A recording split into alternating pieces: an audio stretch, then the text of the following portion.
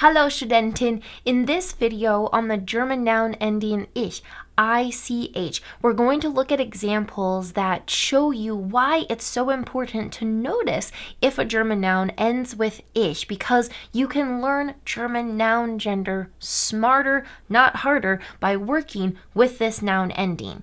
So, for example, in the word Sittich, which means parakeet, or in Bottich, which means barrel, okay, we see here that they have deas coming in front of them. These nouns are masculine because they end with ich, because they are nouns ending with ich, okay? So der Sittich, der Bottich, these are masculine nouns because of the ich. They mean, as I said, parakeet and barrel, which have nothing to do with each other, right?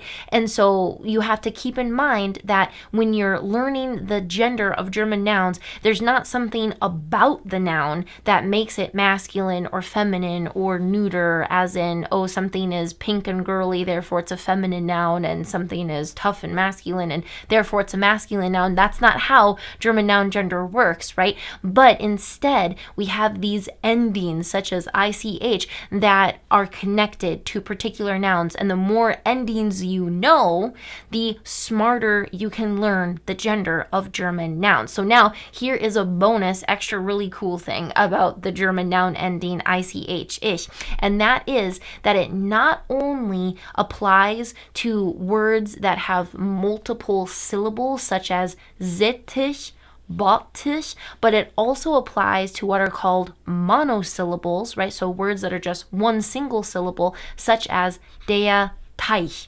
Okay, so usually German noun endings will apply only to polysyllables, only to multiple syllable nouns, but the ending ich is such a strong ending, right, that it applies even to monosyllables such as Teich, which means pond. The only exception to this is the noun das Reich, which means kingdom, and that is, as I said, das, which means that it is a neuter noun, das Reich.